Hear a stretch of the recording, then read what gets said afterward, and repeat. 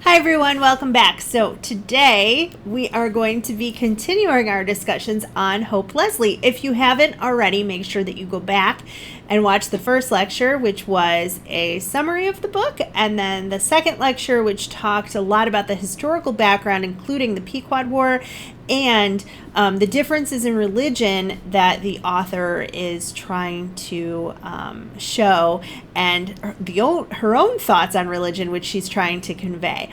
So there are a couple things I want to address today in this lecture, and the first I kind of hinted at before, which was the way that the author's book was discovered.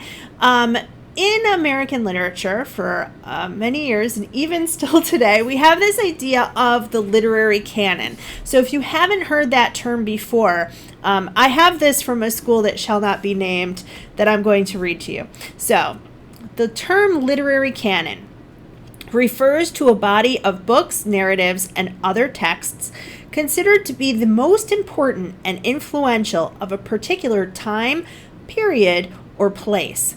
For example, if you take an American literature course, you may be reading things such as The Great Gatsby, The Grapes of Wrath, The Scarlet Letter, The Adventures of Huckleberry Finn, Slaughterhouse-Five, The Catcher in the Rye, Walden, The Red Badge of Courage, Of Mice and Men, The Crucible, Catch-22, The Sun Also Rises, Moby Dick, and The Sound and the Fury.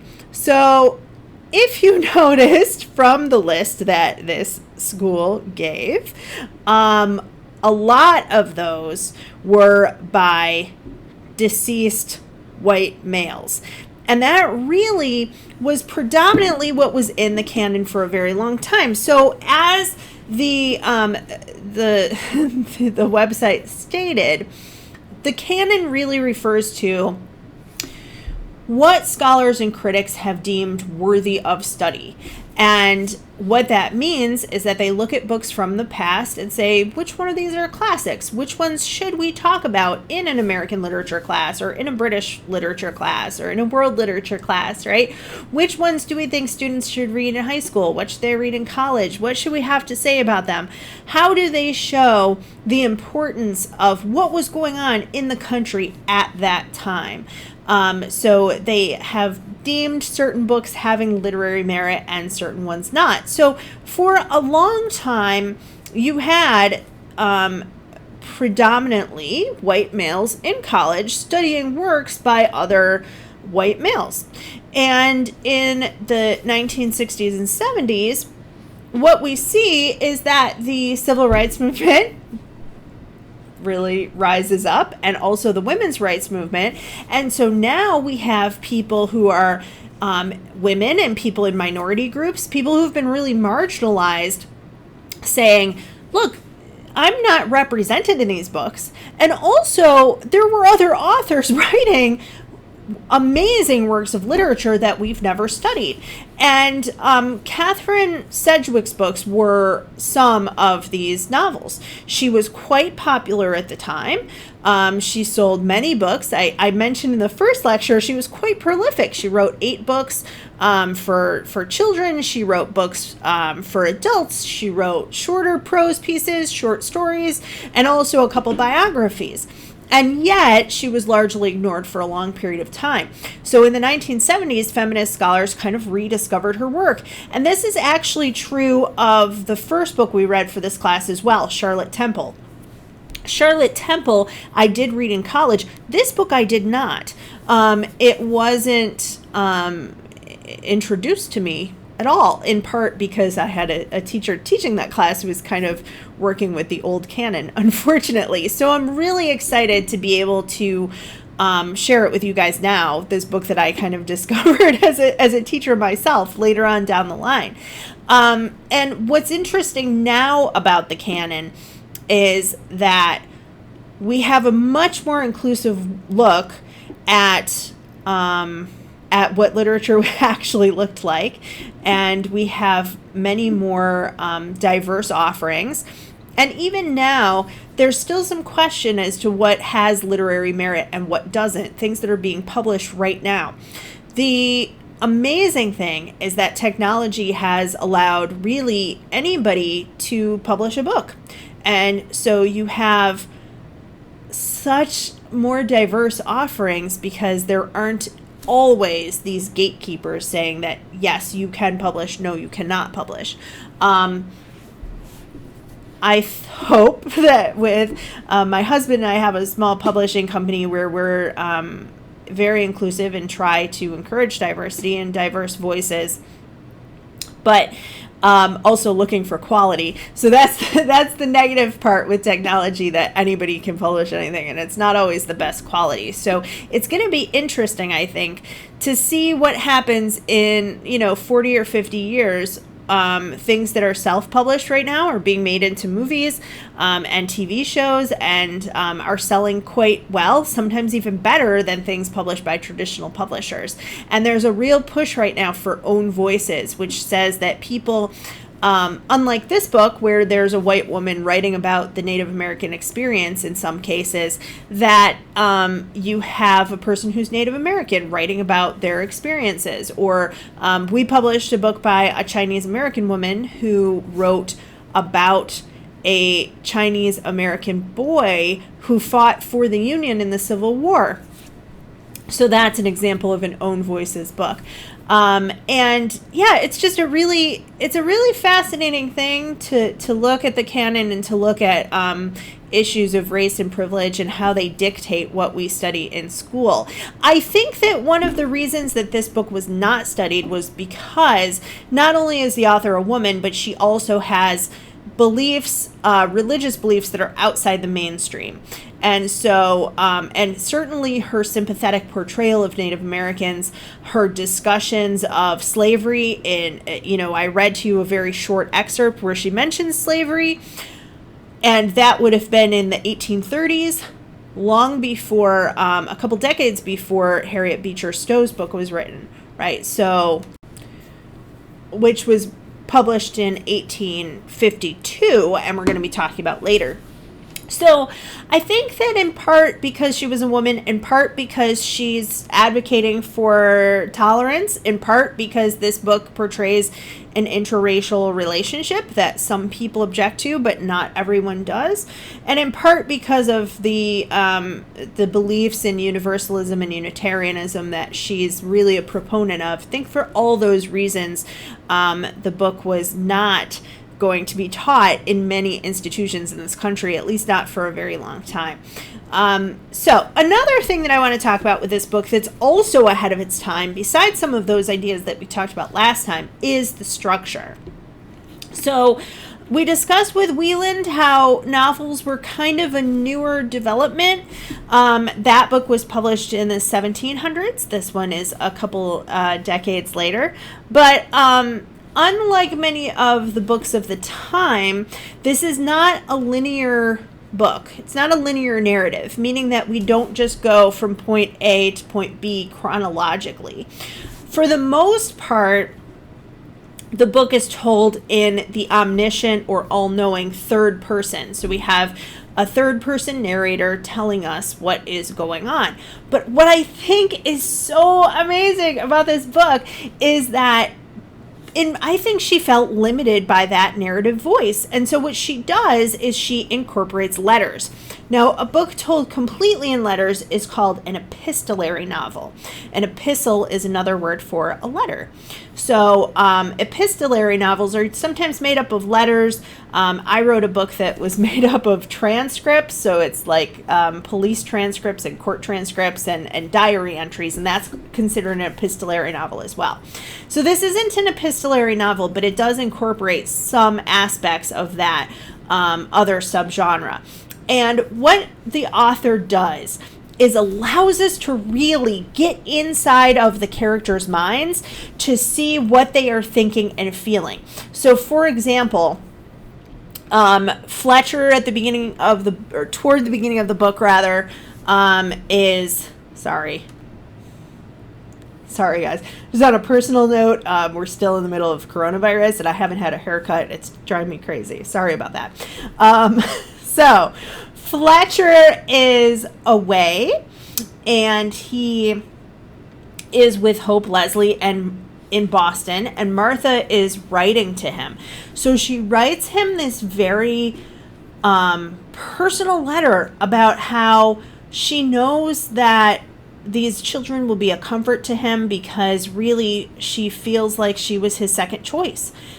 And she's tried to be a good wife to him, and she's not sure if she really has succeeded. And she's telling him about how she loves him and how she's trying to take care of their home and their family while he's away and missing him greatly. And then he writes back to her and talks about how he has admired her devotion and her piety and her faith. And those are things we might not have gotten just from a third-person narration. Later on, kind of paralleling this, we get Hope and Everil write to each other while Everil is away in England and Hope is in the colonies. And again, she tells him secrets about how she is fearful of the trial of this woman, Nalima, who's been on trial for witchcraft, that she wants to do something to help this person. And she writes the letter and starts and stops. So she writes and then she'll say, I must come back later. And then she comes back later and says, my tears are dotting the page. So it's kind of interesting. We also see a contrast with Mrs. Grafton, who really only cares about herself and her clothing, Aunt Grafton. And Grafton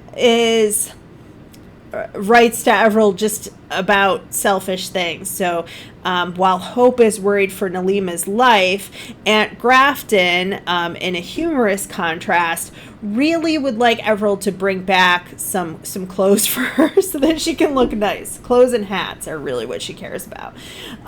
Later on, we also see Sir Philip Gardner. We get a lot of his secrets that we would not have gotten just by his interactions with the Puritans. So there are a couple places with a little bit of like a flash forward, and then we go back and fill in the gaps. And in particular, at one point, Hope is trying to meet with Magawiska to find out about her sister. We have a little bit of a flash forward where her actions are misinterpreted by Everil. So he thinks that she's possibly seeing Philip Gardner in secret and doing something that she shouldn't be doing. So watch for that as well. But really, the letters are so important to the character development. I really want you to pay attention to those. Another aspect of this novel, I talked a lot about the history, and I just want to be clear that this is historical fiction. We have in this book a couple anachronisms, so things that wouldn't have been true of the 1630s that are really more apt to be happening in the 1830s or the 1827 when the book was published. But Sedgwick draws on historical sources for her book. She did a lot of research. William Bradford's Of Plymouth Plantation, one of the books I recommended as a read-alike.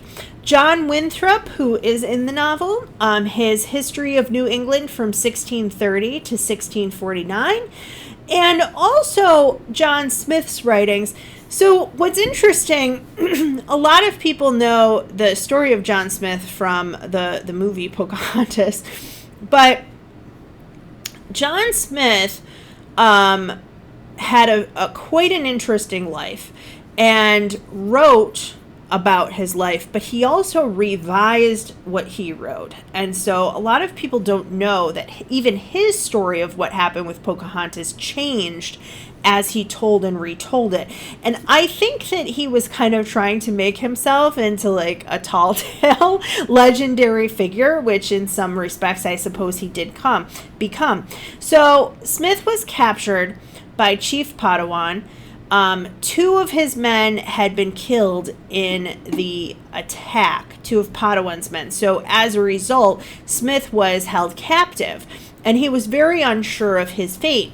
Later, he said that Pocahontas, the chief's daughter, who at the time was about 11 or 12, that she had argued with her father and advocated for Smith's release. This story kind of changed and morphed, and it's really hard to tell what the actual truth is. But eventually he said that that the chief was about to kill him, and that Pocahontas threw her body in front of John Smith's and pleaded for his life, and finally his life was spared. But Smith was really known for exaggeration, so in his memoirs he wrote that he was sold into slavery in Turkey, which is true. He was in the army, he was captured, and then he was sold as a slave to the Turks.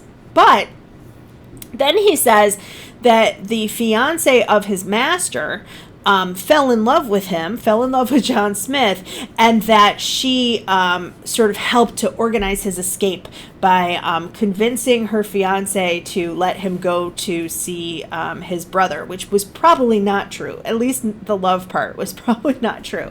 So there are stories quite like that that he told and retold. So my first point is with the history of this is that even the sources that she's drawing from have changed their stories. So for some of the critics who've looked at her and said, well, she's not being accurate to history, neither were they for the most part. Bradford, I think, is giving a pretty accurate depiction of daily life because he had more of a dry style. But John Smith is, a romantic before the romantics, that he's writing these things that may not have happened quite the way that he said. In other ways, Sedgwick is really unconcerned with history.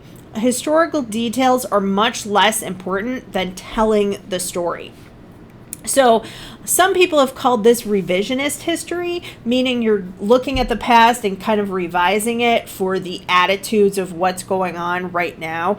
That's not an unusual thing to do, and she's not the only person who's done this. I think actually that most historical fiction authors take liberties, and it really reflects their culture and attitudes more than those of the author's time. So if you look at something like Hamilton, great play, great musical, very enjoyable. It's on Disney Plus right now, at least while I'm recording this. But, half of the cast is, I don't know how to put it. It's a very diverse cast, and it does not reflect the race or ethnicity of people at the time, right? It's kind of revising that part of history. The importance of that play is that now anybody can see themselves represented in the American story, right? So that's part of that author, Lin-Manuel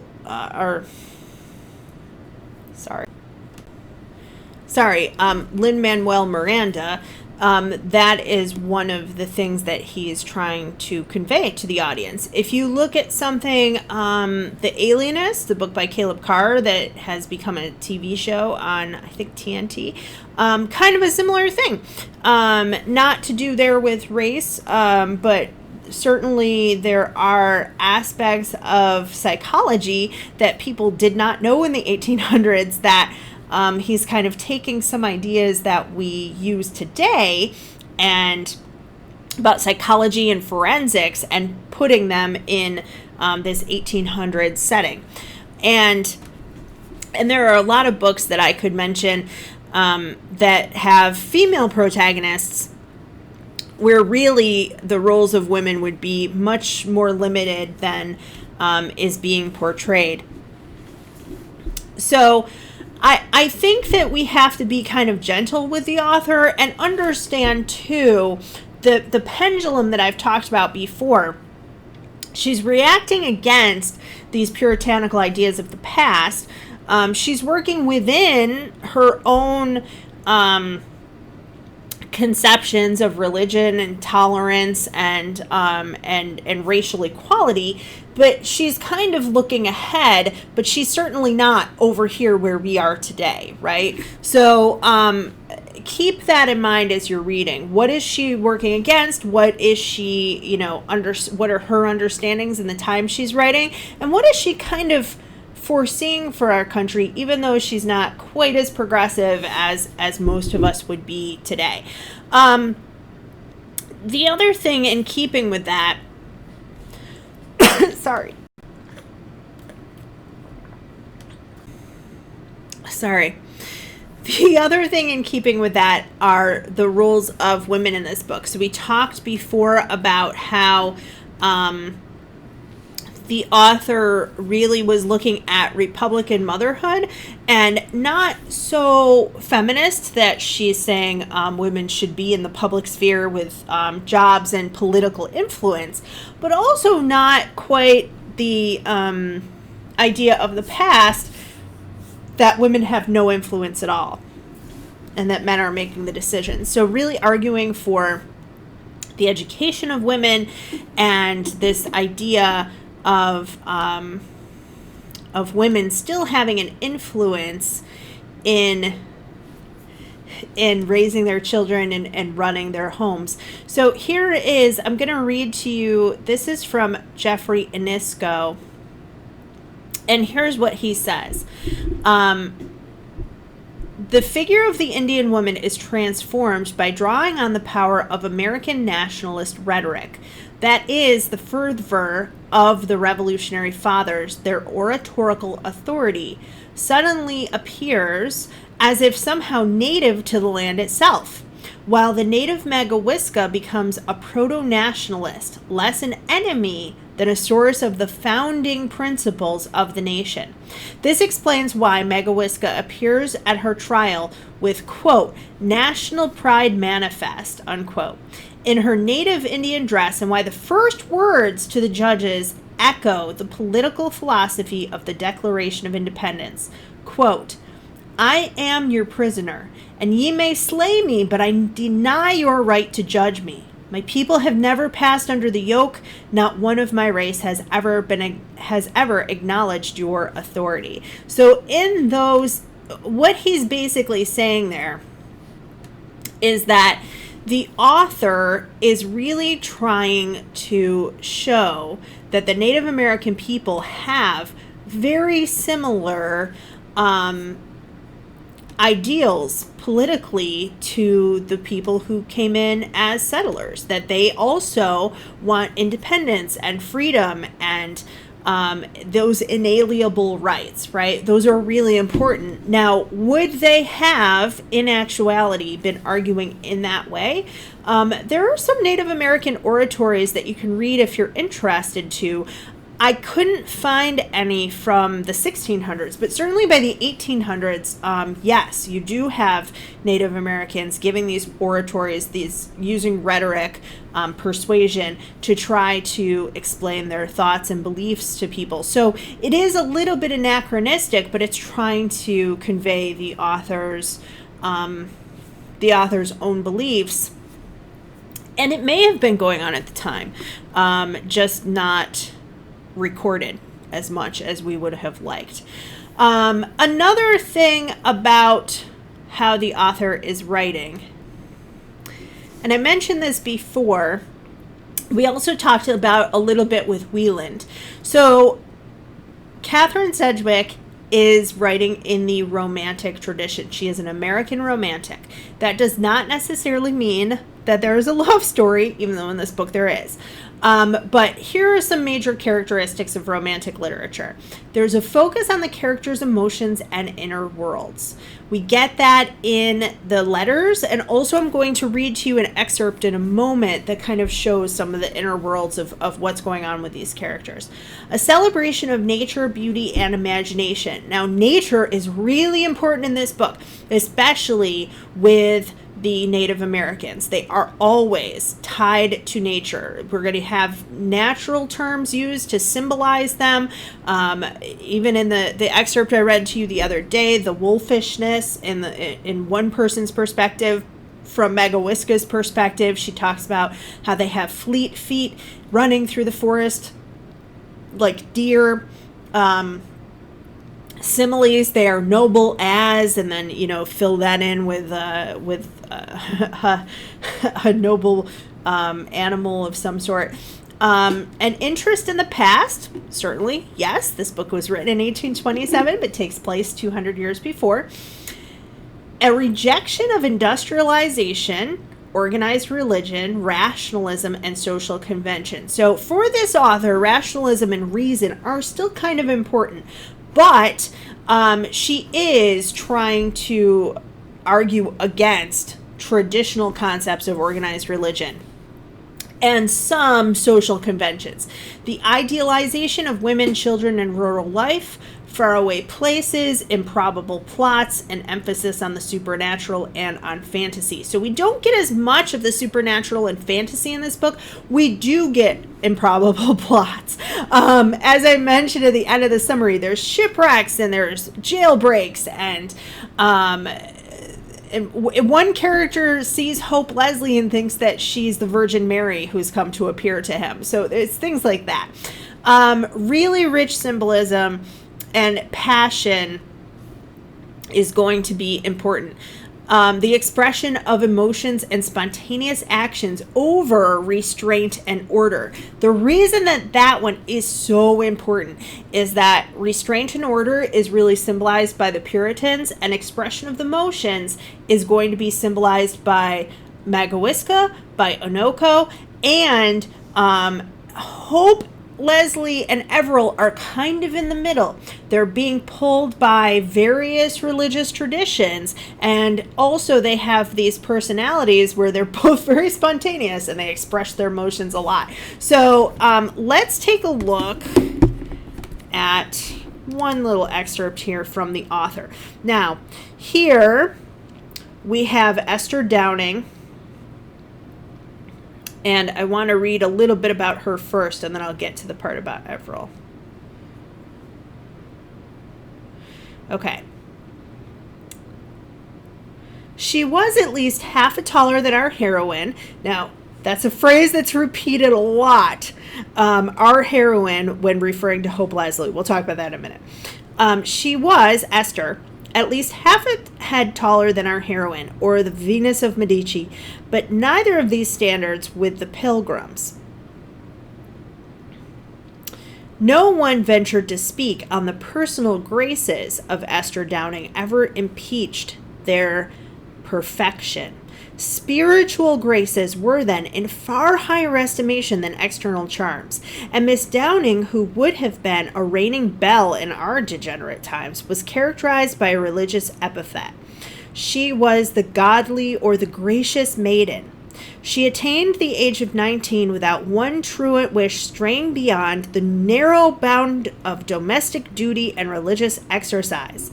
But the course of youth and beauty never doth run smooth, and the perils that commonly beset it now assailed the tender Esther. So, how are we describing Esther? She is tall, she is beautiful, but it doesn't matter to the Puritans. What really matters is that she has walked the line perfectly. She does not try to go to the left or the right. She is just about the image of perfection, the narrow bound of domestic duties. So again, a little bit here of trying to push the bounds slightly of the roles of women, right? That Esther we admire, but she's not our heroine. She's not Hope Leslie. So she's good, but she's not great. And she's perfect to the Puritans, but now that we're in the 1830s, we're looking ahead a little bit. And what has besailed Esther? Well, Everil Fletcher came to her father's to pass 2 months. He had then for some years resided with the family. I'm just going to skip ahead a little bit. Though he had not seen fit to eradicate the religious and political principles that had been planted in the mind of the boy, he had so tempered them that, to confess the truth, the man fell below the standard of Puritanism. At first, Esther was rather shocked by the unsubdued gaiety, the unconstrained freedom, and the air of a man of society that distinguished Everil from the few demure, solemn young men in her acquaintance. But there was an irresistible charm in ease, simplicity, and frankness when chastened by the refinements of education, and a natural affinity in youth, even when there is no resemblance in the character. And Esther Downing, who at first remained in Everil's presence, but just as long as duties of hospitality required, soon found herself lingering in the parlor and strolling in the walks of what was his favorite resort. and it seemed as if the sun had risen on her after a polar winter, and cheerfulness and her pleasant train sprung up in her mind that had been chilled and paralyzed by the absence of whatever cherishes the gay temper of youth. But it was, after all, the stinted growth of a polar summer. She felt a change stealing over her. New thoughts were in her heart, and love and happiness was their theme. Now, what happens to Esther is that she suppresses these emotions so much that she has a brain fever. And in Victorian literature, and in Romantic American literature, a brain fever basically happens when someone has such a rousing stirring of emotions that it starts to affect their body. It's really interesting because we've just come back around in the last couple of years to the idea of a mind-body connection, and they had this understanding, sort of, that if you were agitated enough, that this would affect your brain, would kind of become inflamed. So a little bit like meningitis or encephalitis in some way, and that you would go into like a fainting fit, and then you'd have to be nursed back to health, possibly, or you'd die. Hope later on has a similar brain fever that has to do with her sister being ripped away from her. But the expression of emotion, the restraint that Esther has been under, the expressive gaiety and lightheartedness of Avril in contrast to Esther. We're going to see that word gaiety again with Hope, showing that they kind of have a very similar disposition. And to the Puritans, this is horrifying, but to the modern reader, and certainly to the readers of her time, of Sedgwick's time, you're supposed to see that this is really the way that life should be. So all of those things are what I'd like you to keep in mind. The really rich characterization that we get, especially through the letters, the expression of emotions, those romantic elements and themes, and certainly trying to understand the author in her historical context, that she is progressive and that she is trying to argue for tolerance of different people's cultures and religions, but she's not quite in that realm of diversity that we would be in today. So looking forward, and still in some ways being held back. So I really hope you enjoy this book. I think it's a great book, and it does have exciting moments. So I hope that you enjoy those as well. That's it. Thanks, everybody.